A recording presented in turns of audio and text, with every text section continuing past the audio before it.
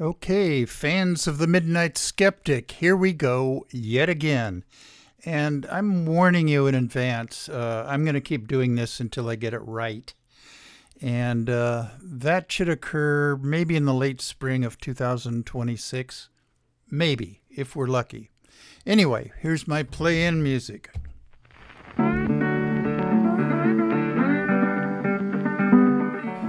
You are listening to KPCA LP, Petaluma, California, at 103.3 FM and worldwide at www.kpca.fm. And this is the Midnight Skeptic. The views of the Midnight Skeptic are not, repeat, not necessarily the views of KPCA or any of its affiliates.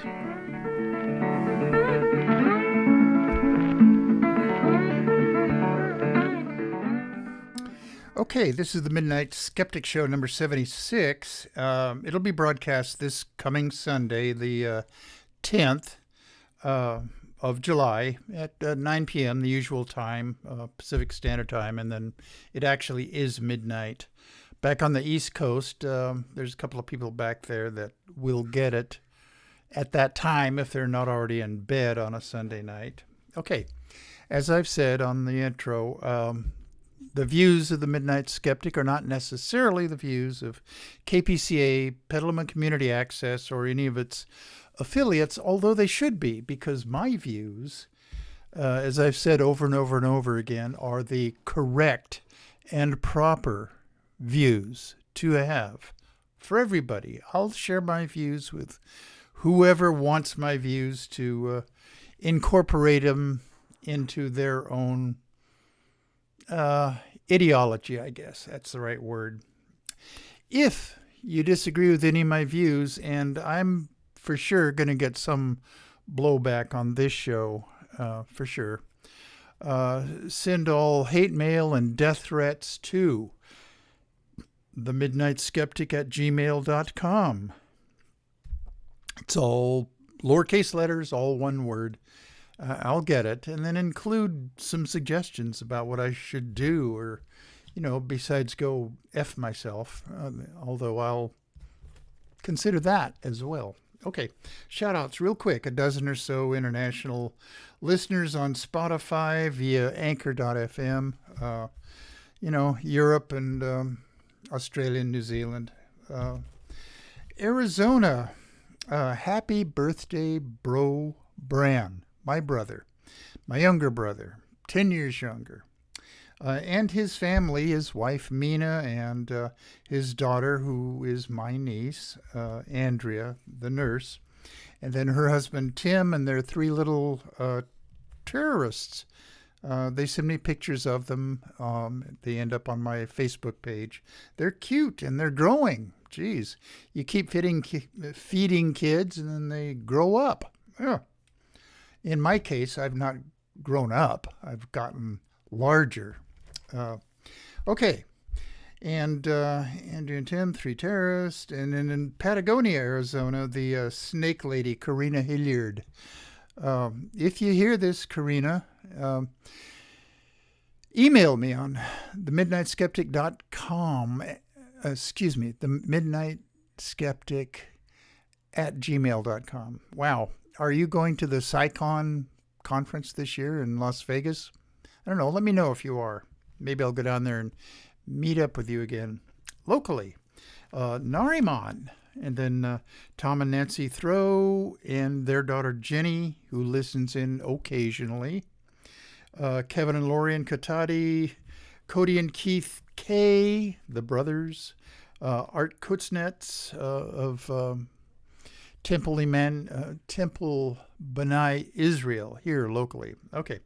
KPCA station manager Rob Tomaszewski, who actually listens to this, I guess, now and then, just to keep me on my toes. Up in Sacramento, Mickey Huff, the godfather of Project Censored, who has his show. Here on KPCA, it was earlier this afternoon from 1 to 2. but it's repeated on Friday, 1 to 2 on KPFA over in Berkeley, 94.1 FM.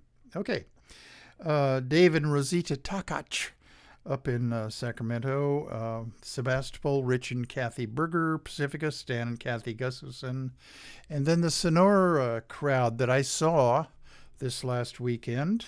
Robert and Colleen Finnegan, thanks for your hospitality. I stayed at your place. And back in the, well, I won't say my name over the air, but the Midnight Skeptic's bedroom. I guess I'm the only one who uses it when I go up there occasionally to visit people, my old high school friends. Bob and Sandy Fisher, Brad and Martha. Brad, who is the curator of the Tuolumne County Historical Society Museum and Archive. He's their computer guy, and he's the only paid employee of that business. No, it's not a business. It's a public entity.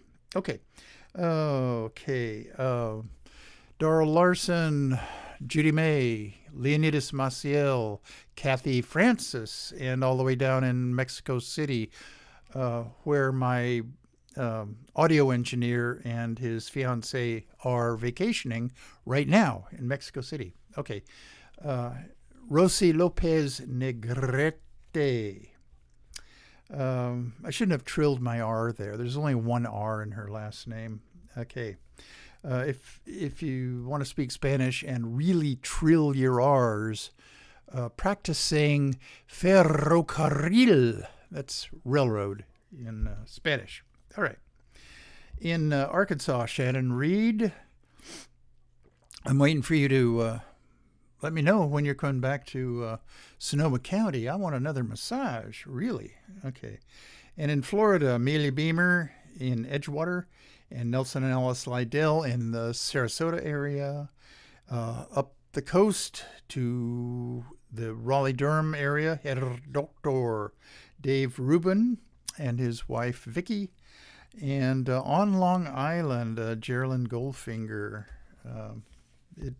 If you tune in to this, well, watch it on YouTube. It's just easier. But if you tune in on www.kpca.fm, it's on at midnight, your time. Okay. All right. Let's get to the meat of the show. A climate controversy. That is kind of splitting the people that are worried about the climate and trying to reduce CO2 and everything else that gets into the atmosphere. Okay. Should advocates for climate action adopt harsh and even apocalyptic language when discussing the issue? Or should a softer, more hopeful tone be embraced? Too much doom and gloom is in the news, and mental health professionals warn that is causing a surging anxiety among youth, and that the idea that the fight against global warming is already lost, so there's no point in trying. Okay, there's controversy amongst climate advocates. Okay, doom and gloom or hope and more hope. Okay, fact number 1. In the U.S., most hardcore MAGA heads' minds will never be changed anyway, so forget them. And short-term, non-visionaries like Joe Manchin of West Virginia are incapable of caring or thinking about the fate of the planet. He's a Democrat in name only. Let's see, Dino, Democrat in name only. He, along with Kyrsten Sinema of Arizona, who is also a Democrat, both of them have held up progress in this country every bit as much as the hardcore MAGA Republicans in the Senate. They just will not let go of the filibuster. And when a bill comes up in the Senate that is good for the country, good for our people, and it cuts into, I don't know, corporate profits or cuts into things that the Christian evangelical right believes, then Republicans will be against it, of course. And to get past the filibuster, it requires 60 votes of senators, which means in today's Senate, which is split 50-50, you need 50 Democrats and then 10 Republicans to close down the filibuster. We're never going to get that.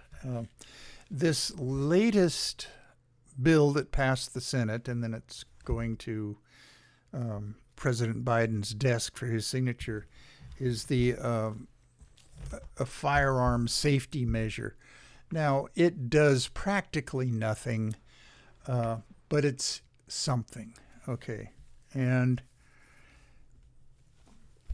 people who advocate for the outlawing of guns of war, which AK-47s and AR-15s and all those kind of things, and shout at the president and the vice president when they come to console a community about the latest mass shooting, and shout at them, do something, do something. Well, this is something. And getting anything at all past the Republicans in the Senate is, well, it's something. Okay, fact number 2, not enough research monies are being devoted to carbon capture technology. A sense of global urgency is missing.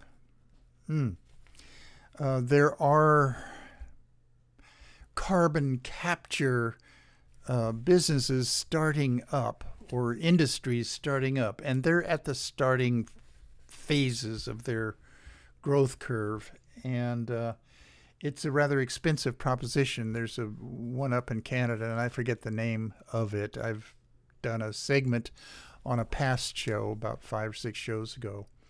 They suck the air through these fans, remove carbon dioxide, and then turn that carbon dioxide into airline fuel. Well, of course, that's way more expensive than just drilling the oil and gas out of the earth, and which releases plenty of CO2 in and of itself. But it's available, and there's hope that it could be expanded to a, worldwide endeavor. Okay.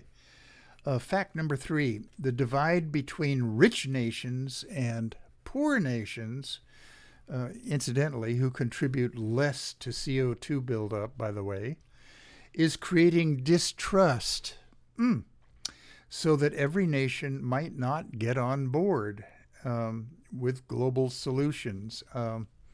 I can see that. The island nation of Kiribati, the Maldives, they don't contribute hardly anything to global warming, but they're the ones who are going to suffer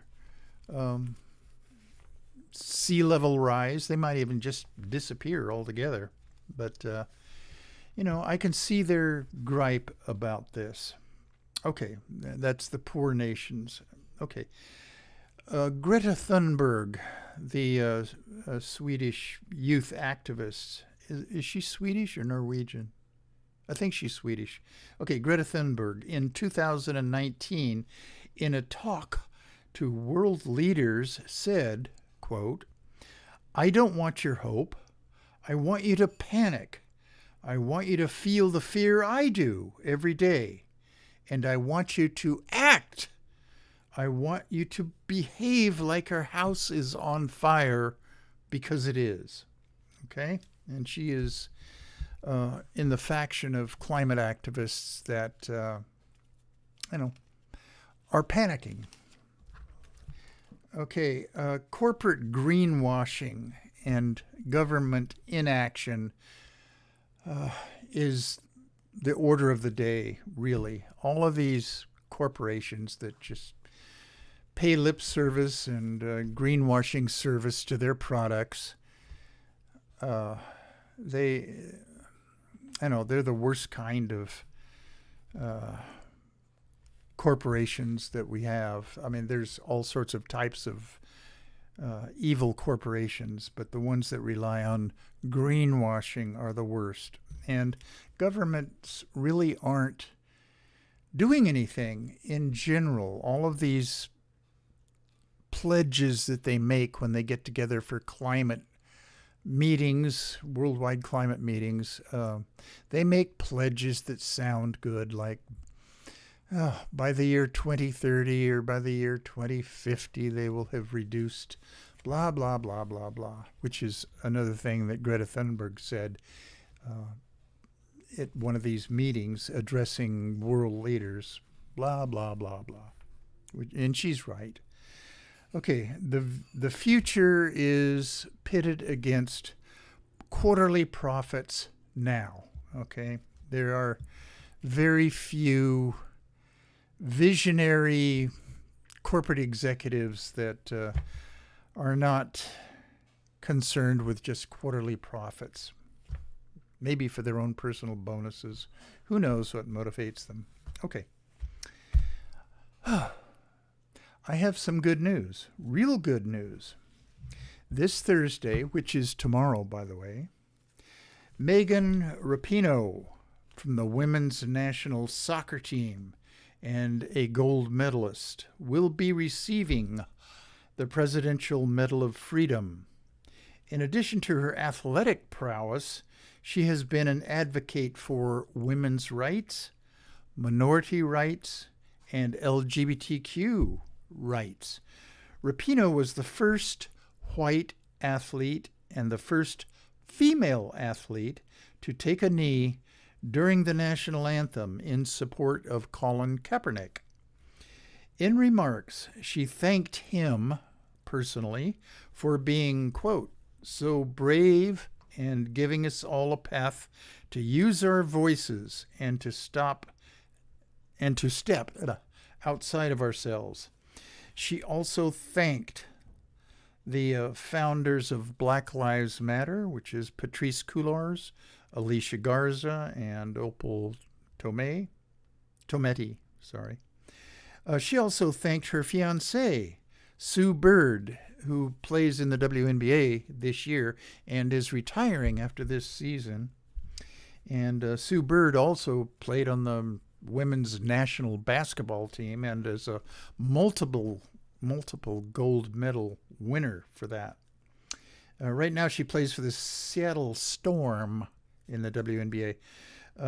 She thanked Billie Jean King, and this is a quote from Megan Rapinoe, and she's talking about Billie Jean King, a short-haired, wild-ass lesbian who opened so many doors for us all.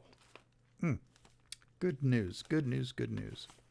I'm sure that awarding of the Presidential Medal of Freedom will be televised. Probably not live, but it'll be on my lefty propaganda shows, MSNBC. And she's not the only one either. There's, 10 or 12 others, one of which is, I'm having a brain freeze on the greatest female gymnast of all time. Oh, man, I hate these brain freezes, but anyway, it'll pop into my mind. Okay. Good news. I always try to find some good news for my listeners out there who, especially Stan Gustafson. Stan, if you're listening, you wanted me to give you more good news. Well, here is some more. Okay. Sip of my water.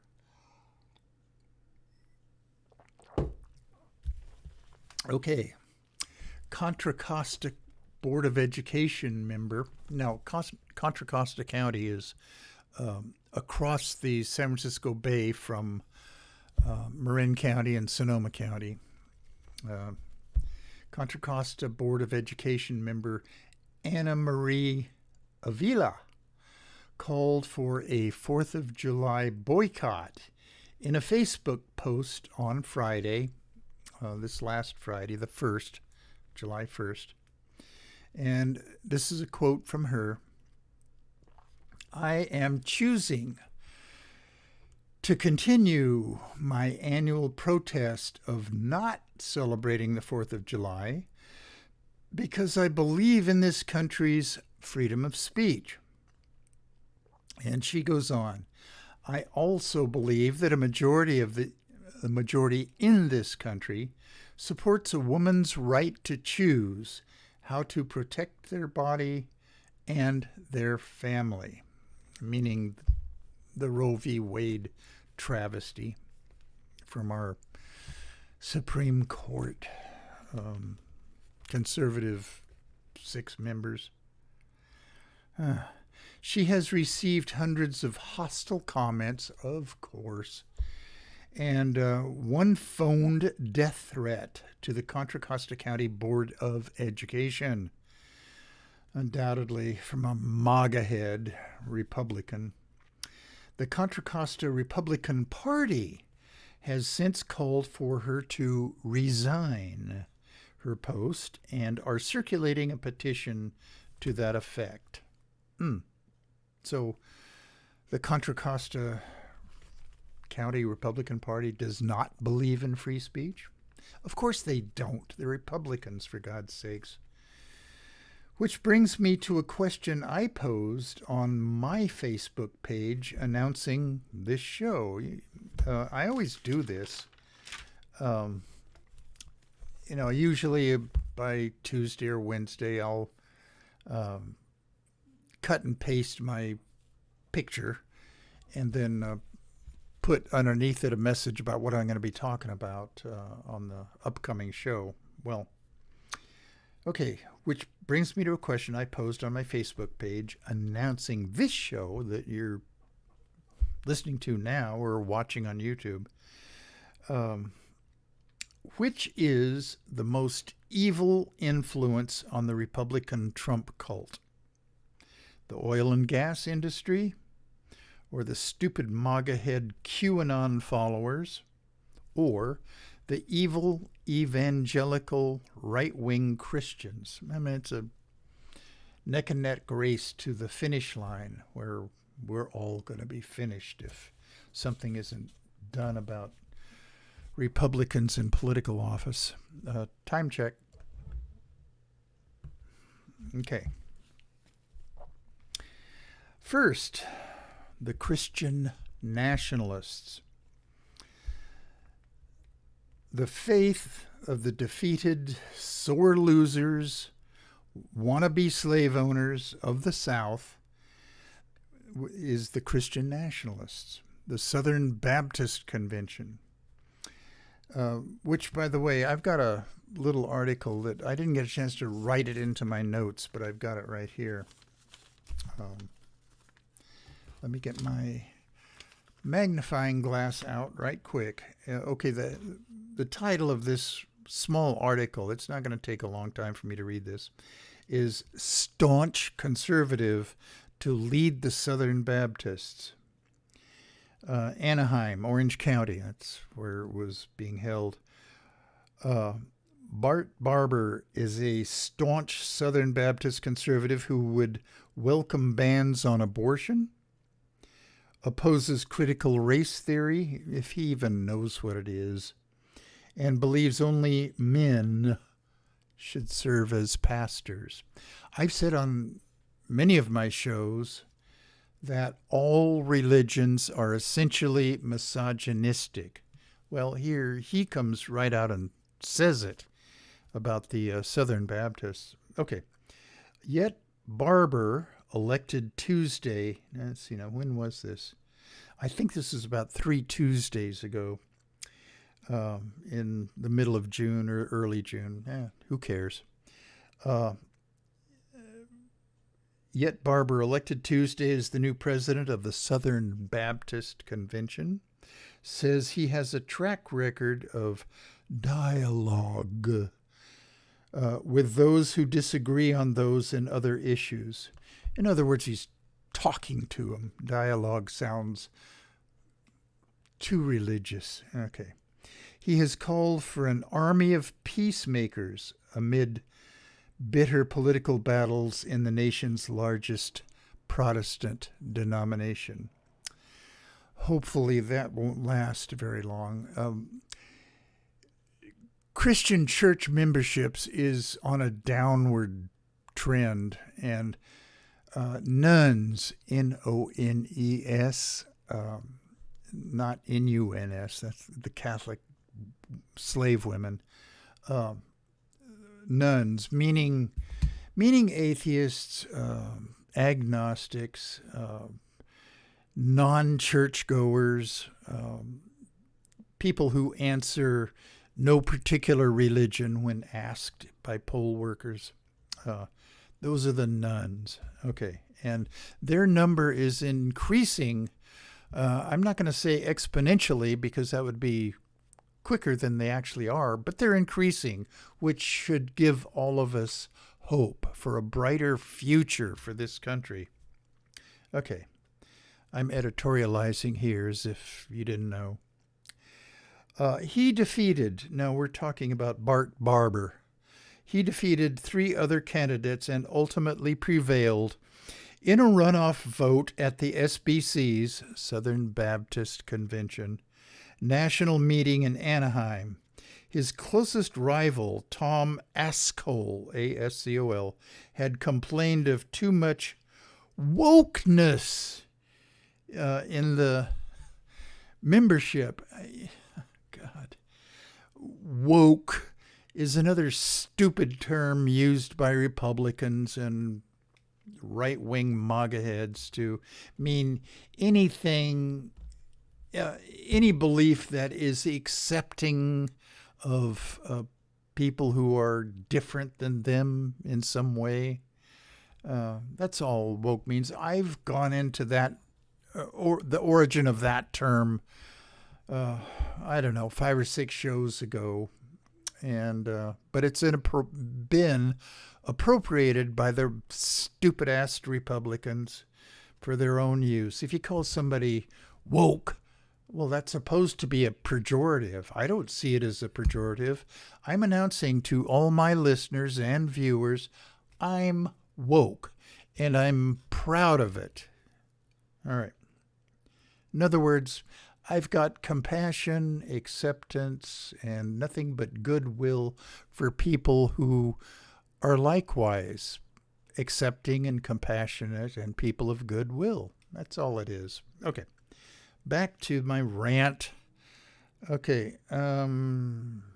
Nomination and sought to move it further to the right.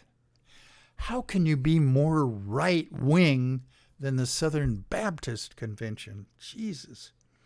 Okay, in the runoff, Barber won about 61% of the delegates' votes to 39% for Ascol. Barber, pastor of First Baptist Church of Farmersville, Texas. Texas, God bless. Of course it's Texas.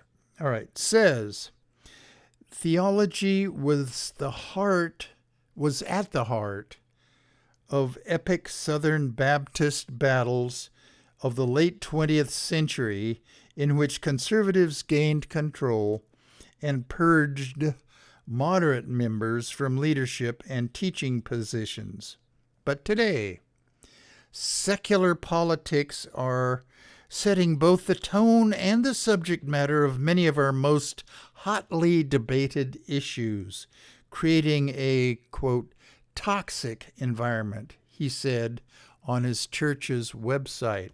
As far as I'm concerned, the whole Baptist religion is toxic. Okay, Yeah, okay. Barber, who is 52 years old, also has expressed dismay at the mean-spirited behaviors attributed to some SBC officials in a recent investigative report that details how the denomination stonewalled sex abuse victims. Okay, this is a quote, okay, because I'm going to lapse into my pastor accent.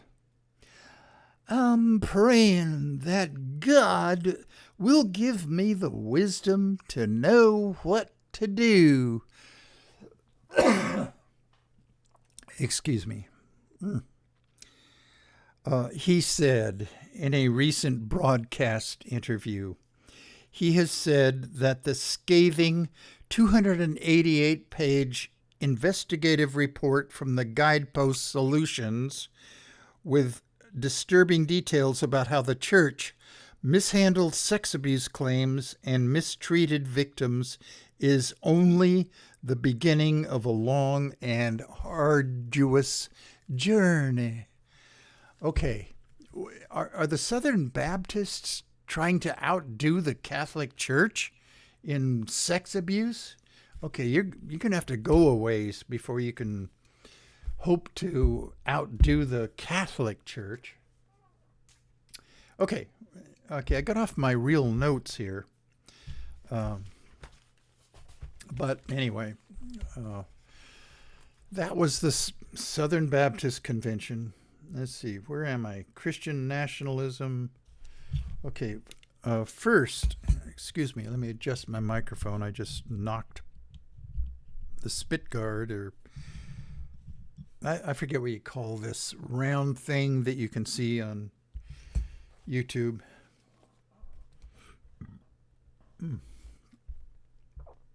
Okay, let me just start this over. First, the Christian nationalists, the faith of the defeated sore losers, wannabe slave owners of the South. The shape of the Christian nationalist movement in the post-Roe future is coming into view, and it should terrify anyone concerned for the future of our constitutional democracy. Overturning Roe v. Wade did not satisfy Christian rightists. It only whetted their appetite for more control of this country. Their theology of dominionism says that, quote, all right-thinking Christians have a biblically derived mandate to take control of all aspects of government and society. If that doesn't frighten my listeners and watchers out there on YouTube, I don't know what it's going to take. They really want to turn this country into a theocracy. Government by old white men that tell you what God tells them to tell you. All right, where'd I get off the rails here? The leadership of Christian nationalism is giddy about the legal arsenal that our Supreme Court has laid at their feet. All right? Meaning Obergefell, Lawrence v. Texas, Griswold v. Connecticut, and even Loving versus Virginia. They're all next. I predict that the very next thing will be Griswold versus Connecticut, which won for women, married women, the right to birth control pills. Birth control pills before that were considered some kind of a evil thing used by women that were loose and sexually promiscuous. And somebody brought a lawsuit in Connecticut that worked its way up to the Supreme Court, and they overturned Connecticut's laws against birth control pills.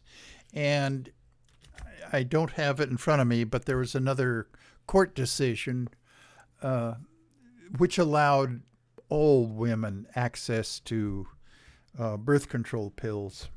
Okay, that's going to be next. Lawrence v. Texas. Okay. Do you have the right to have sexual relations with a person of either sex in what conservative Christians consider an unnatural or ungodly manner? Meaning, another brain freeze. Meaning sodomy. Now, sodomy, when you hear that word, it raises the specter of having male sex in a butt with another guy or another girl. Well, sodomy is that and more. It is, as was defined in California's anti-sodomy law, as any non-procreative sex, which also included oral sex. Okay. Lawrence versus Texas went all the way up to the Supreme Court, and all laws against, unnatural sex were wiped off the books. Okay. And Obergefell. Same-sex marriage, that is in the sights of these evil Christians. They will overturn that if they see an opportunity to do that. Okay. That was the Christian Nationalists. Okay. I got a quote for you.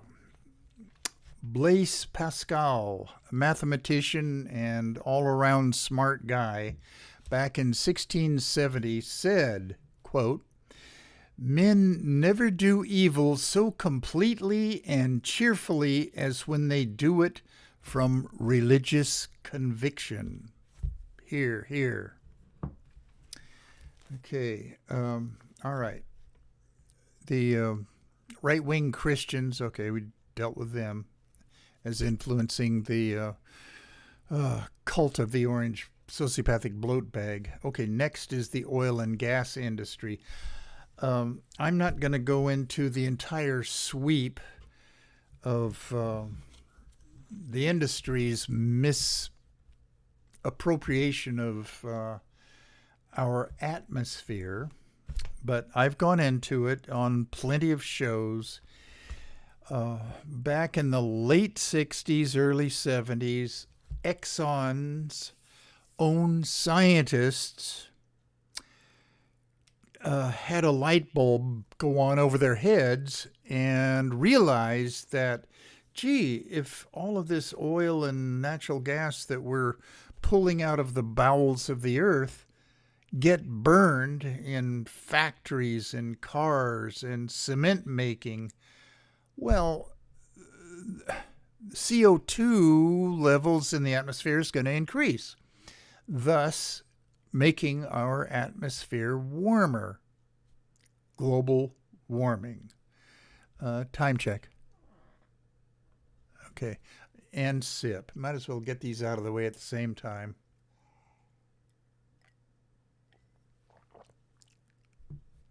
But another thing that the oil industry is involved with is the manufacture of plastics. The oil and gas industry lobbyists are working overtime to derail California's proposed law to make single-use plastics illegal. That bill is winding its way through the California legislature as we speak. Plastic items use hydrocarbons in their manufacture, and any reduction in, say, plastic water bottles harms the gas and oil industry. They have deliberately misled consumers to believe plastic products were recyclable when they were not. Now, some are, and they have this little symbol called chasing arrows on the bottom of bottles and other plastic containers and things. And there's a number inside the center of that circular chasing arrows symbols. Now, I'm not sure what means what, but consumers have been convinced that if it has that symbol on the bottom, that it's recyclable totally. Well, only plastic items that have one or two of the numbers, I think there's 5 or maybe 6 altogether. 2 out of that 5 or 6 are recyclable. The rest are not. Okay, but the plastic industry doesn't want you to know that. On a coming up show, I will tell you what these various numbers mean. Okay? But I don't know that right now. Just don't use plastic items. In an attempt to get the industry off the hook, the Plastics Industry Association, which is a manufacturers group, they pay for all the plastics manufacturers contribute to keeping this Plastics Industry Association going. They're the ones that pay for lobbyists that go bribe politicians to vote how they want them to vote. Okay, let's see, I lost my place here.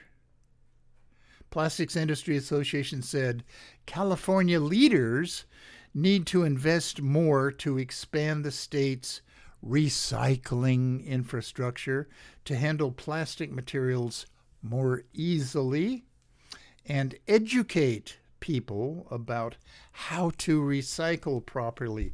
Do you see what they're doing here? They're tossing the responsibility off of them and onto the consumers, of course. It's like the gun industry. May they all rot in hell. What they want is emphasis on mental health. It's not guns. It's not the availability of guns in this country. It's not the fact that we have 120 guns for every man, woman, and child in this country. It's the fault of the consumers of guns, their mental health. It's their fault, not ours. The same way with the plastics industry. It's not us. It's the consumer's fault. They need to know how to recycle properly. California's Attorney General Rob Bonta is launching an investigation into the plastics and the oil and gas industry for their deceptive practices. Well, it's out in the open for all to see. He's not going to have to investigate very deeply to come up with the fault here. Another sip. Okay. So we've covered the evil Christian nationalists and the evil plastics industry and oil and gas industry. They're all lumped into the same category. As far as having an influence on the Republican stupid-ass MAGA head cult of the orange sociopathic bloat bag. Okay. Third item. The stupid QAnon beliefs have migrated into the mainstream Republican belief system. Beyond just getting the orange sociopathic bloat bag back into the White House, the GOP QAnoners use the terms pedophilia and grooming as their go-to attacks on liberals, progressives, Democrats, and anyone in the LGBTQ community. And believe me, the Republicans' stormtroopers, and I'm saying the Proud Boys and the Two Percenters and the Wolverine Watchers and the Oath Keepers, those are the stormtroopers of the Republican Party. Make no mistake about it. And what's really frightening is those people have all the AR-15s. They have all the guns. You know, liberals and progressives are not gun owners by and large. You know, I don't have a gun. Oh, boy. And I've been hearing about the coming civil war, and the people that say that, I think, are being overly dramatic, but it's not out of the realm of possibility. Okay? And you see these stupid Q flags and signs, and you think to yourself, how could any reasonable person believe that? Well, Republicans and MAGA heads and orange sociopathic bloat bag cultists are not reasonable. I mean, that's why they are preyed upon and why they contribute to the grifter in chief, the guy whose name I will not mention, to his re-election efforts, not re-elections, reinstallation efforts. You know, stop the steal election, the 2020 election. Okay, now here's a topic that I'm probably going to get into hot water for. I consider myself a feminist.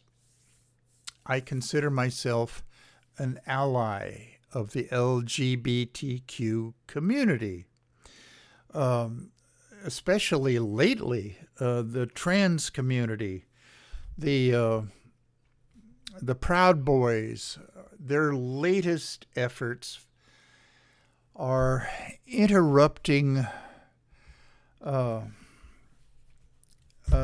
drag queen story times in libraries. This has happened in, 5 or 6 different cities across the United States where a drag queen goes into a library and gets a children's book out and reads to them. And it happened over here in San Leandro in a library where 5 or 6 Proud Boys broke in. Well, they didn't break in. They just walked in to the library and started calling the drag queen who was doing the children's book reading, a groomer, a pedophile, just anything that they could do to disrupt it, and the sheriff's department was called and the sheriffs ushered them out. This has happened in 3 or 4, 5 or 6 libraries across the state. Okay. But this is only cropped up within the last year, even before that, or even after that, within the last 4 or 5 months, really.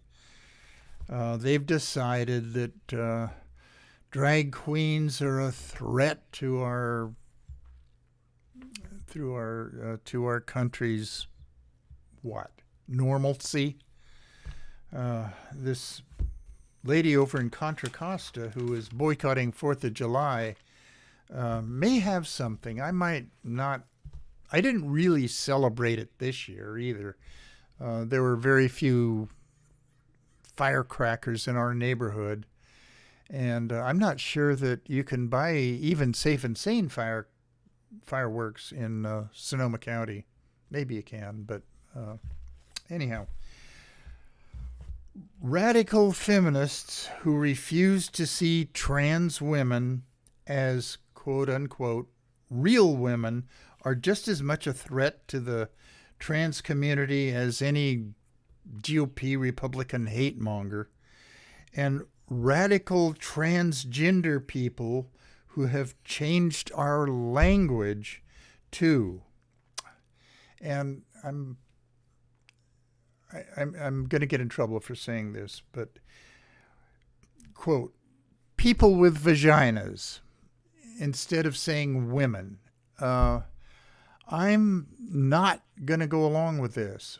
Women are women, and I'm more than willing to accept and encourage trans women to call themselves women. I am never going to refer to any woman or a trans woman as a person with a vagina.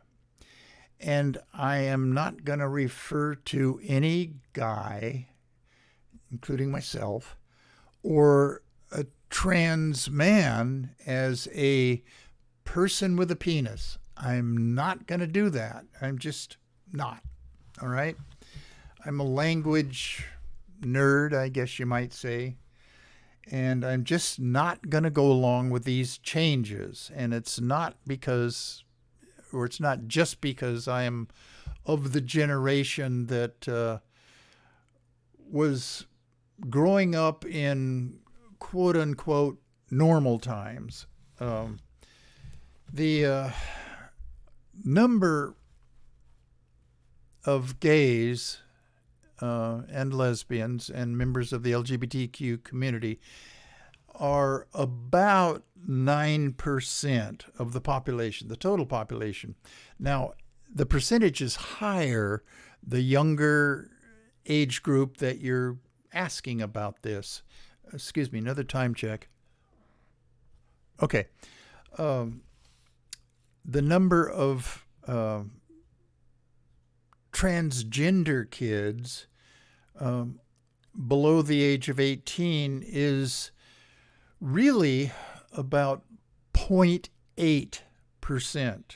Okay, and gender dysphoria is a real thing, and parents of transgender kids, even the youngest ones, 4, 5, 6 years old, should just hold your horses and let them transition socially. Let them wear clothing that is not usual for members of their gender or members of their sex that they were assigned at birth. It's okay. Accept them, love them, give them plenty of time to explore that. And I have an article that I will be reading on the next show where most kids who believe that they are of a gender other than the sex they were assigned at birth do persist. Some, I admit, desist, meaning they change back. Okay, that's a whole process of exploring who you are as growing up. I'm not 100% certain of who I am. And Jesus, I'm getting up there. I know that I am let me be politically correct about this. I know that I am a white, cisgender, heterosexual male. I've been that my whole life. I've never had any doubts about it. But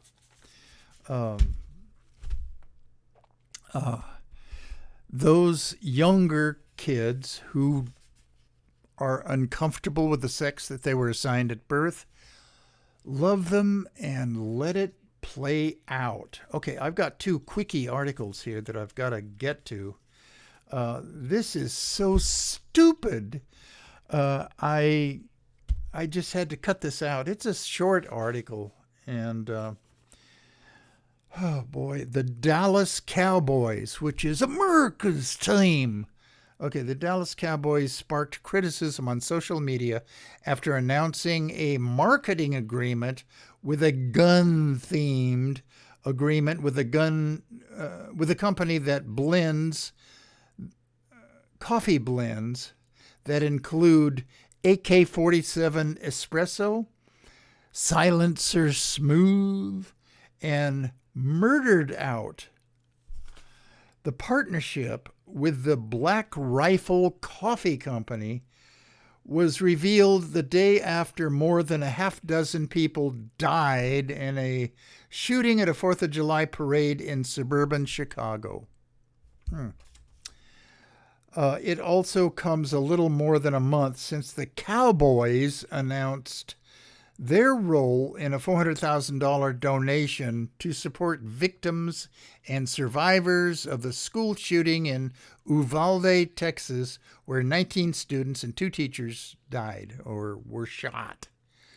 The tweet announcing the agreement between America's team and America's Coffee drew about 200 comments in the first few hours. Quote, maybe read the room a bit, guys, one person posted.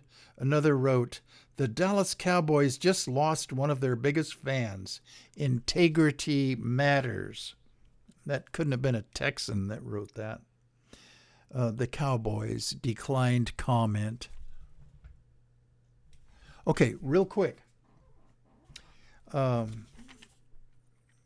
Chickens fed with clippings from a licensed medical marijuana farm in Thailand appear to benefit from the supplement, which may also help poultry farmers cut antibiotic use. Chiang Mai University researchers worked with Ongard, Panichatiralaska. That's somebody's name. Okay. To see whether leftover pot leaves at his farm could improve the quality and taste of the chickens along with their health. The cannabis supplemented chickens tended to have fewer cases of avian bronchitis. The quality of the bird's meat was also superior based on fat and moisture content as well as tenderness. All right. That is good news. Okay, here's my play out music.